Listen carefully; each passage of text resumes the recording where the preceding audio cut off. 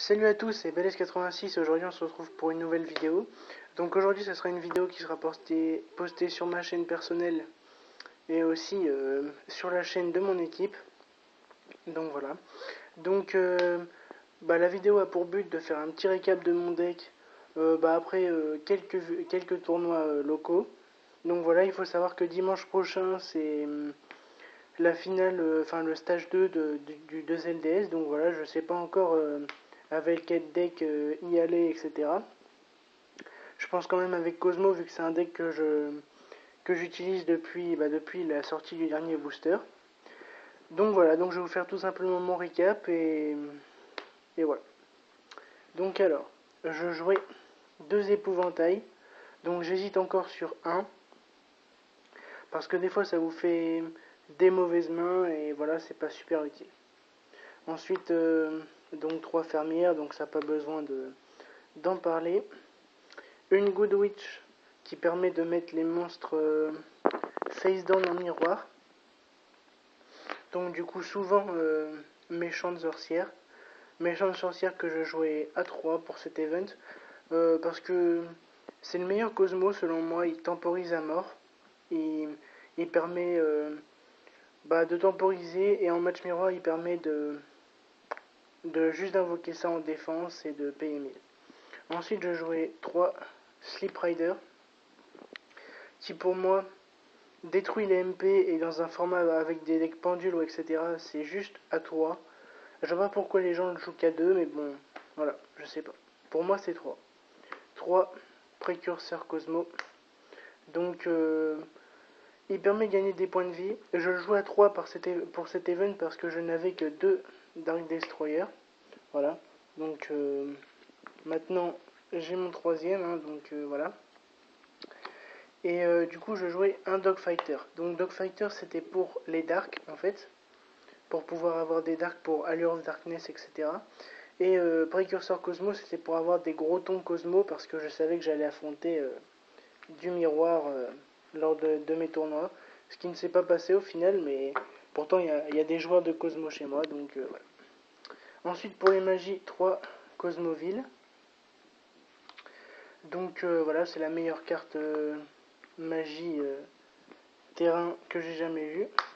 3 téléporteurs d'urgence. Donc ça c'est pareil, ça permet de lancer des combos, de mettre le TK ou des choses comme ça. Ensuite 3 Reasoning. Donc voilà, ça c'est la carte qui a un point d'interrogation pour moi. Reasoning, je pense que ça sera de moins en moins fort. Tout simplement parce que beaucoup de joueurs s'habituent à voir les Cosmos jouer cette carte en main deck. Et du coup, c'est déjà une carte qui a beaucoup je sais pas, de tirage au sort, de hasard, voilà.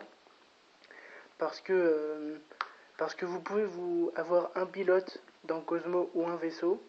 Si vous êtes sous mur de fer impérial, le pilote ne servira à rien, à part si c'est la Wicked Witch. Mais un vaisseau, ça vous sera utile, à part si votre adversaire a déjà ce qu'il faut pour répondre, donc voilà. Donc pour moi, c'est vraiment une carte qui est assez bof. Ensuite, c'est une carte où l'adversaire peut choisir ce que vous allez invoquer, en gros.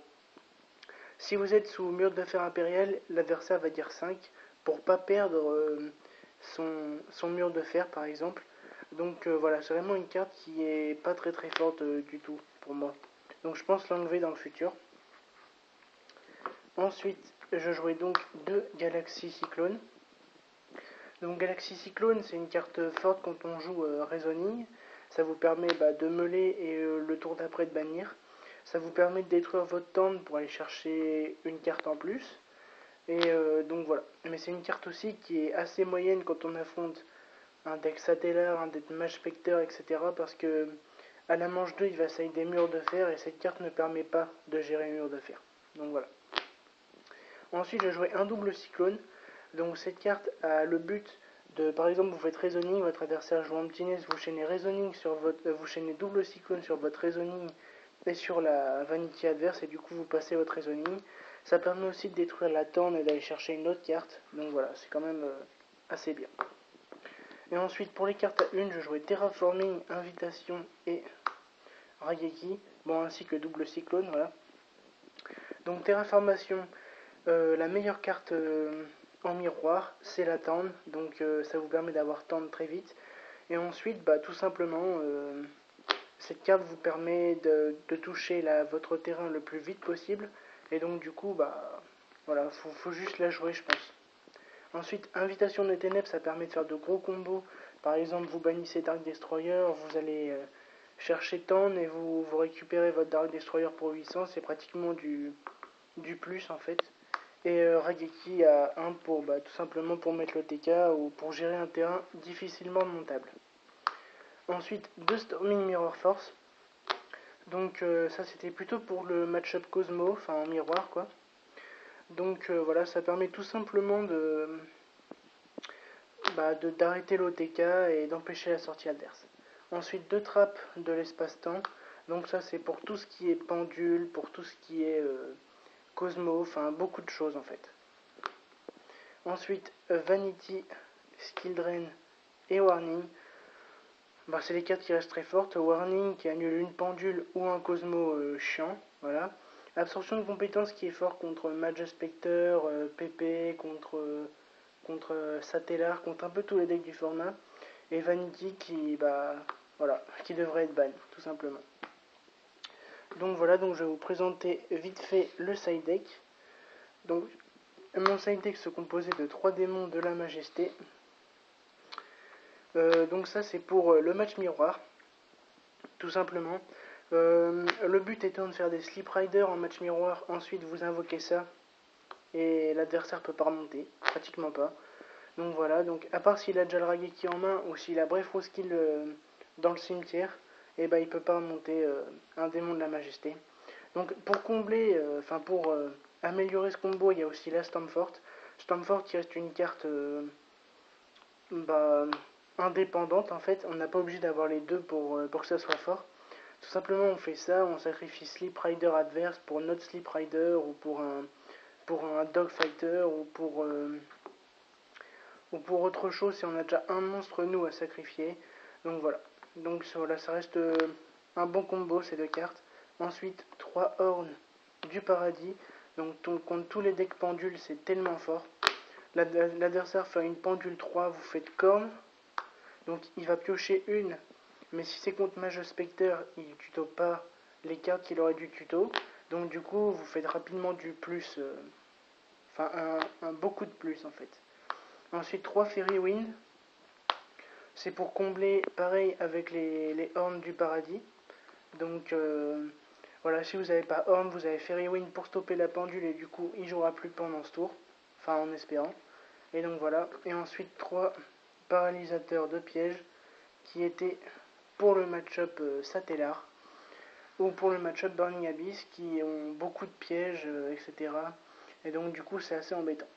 Donc voilà, ça c'était pour mon side deck. Et j'ai opté pour un side deck de 3 cartes chacune pour être sûr de voir les meilleures cartes tout simplement tout de suite. Donc voilà un petit token parce que je jouais le Dogfighter. Et ensuite du coup on a un Dweller, un Castel, un Heartland Draco,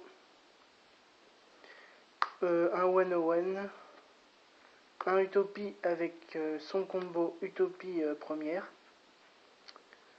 Et ensuite on passe au rang 5. Donc je vais expliquer un peu pourquoi tout ça. Donc Burning Abyss c'est une carte forte en miroir. Voilà. Un peu contre le deck Perform ma page pendule. Mais bon moins. Castel qui reste une très bonne carte dans ce format. Numéro 82 ça permet de terminer les games. Vu qu'on joue la Tente qui reste normalement une carte une carte qui reste toute la game, et ça permet de faire ça. 101 qui permet de prendre le contrôle d'autres monstres, voilà. Utopie plus la combo Utopie première. Donc ça je vous laisserai le découvrir par vous-même, mais c'est une carte qui peut gérer Cosmo dans l'extra deck, donc voilà, ça reste quand même assez fort. Ensuite donc on a Durandal, qui est assez versatile aussi, voilà, contre Cosmo ça peut être fort, contre des choses comme ça. Pleiades, ça reste très fort, contre n'importe quel deck. Je jouais donc le combo Diamond Ptolémaeus, donc voilà, c'est sortir assez rapidement Durandal, mince, Pleiades, voilà. Ensuite je joue le Volcazor qui permet de terminer une game en miroir ou terminer une game tout simplement contre n'importe quel deck. Je joue aussi le Dragon Gaïa chargeur de tonnerre pour pouvoir infliger le plus de dégâts possible, sachant que si l'adversaire joue Cosmol en mode défense, vous pouvez attaquer Cosmol et lui infliger beaucoup de points de dégâts. Ensuite je jouais Bête Fantôme Mecha Tracosac qui a le but de temporiser dans ce match-up, enfin dans l'extra deck pardon.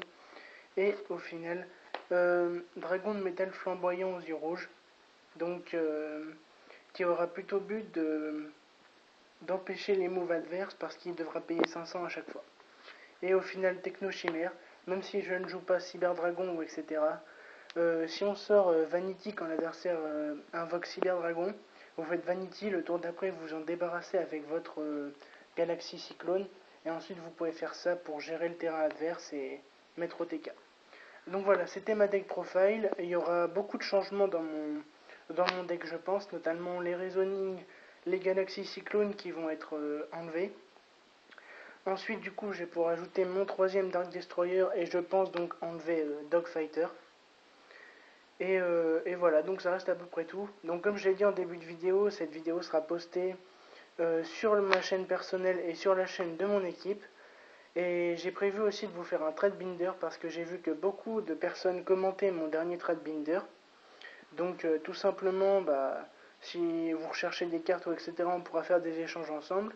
Et comme mon binder a beaucoup changé ces derniers temps, et ça me permettra de refaire des échanges avec vous et du coup de ne pas recevoir des commentaires sur des cartes que j'ai déjà échangées. Donc voilà, donc je vous remercie d'avoir regardé cette vidéo. N'hésitez pas à jeter un œil à la chaîne YouTube de mon équipe, à la page Facebook de mon équipe. N'hésitez pas non plus voilà, à partager, à liker ou à commenter cette vidéo. Et voilà, je vous remercie d'avoir visionné cette vidéo. A plus.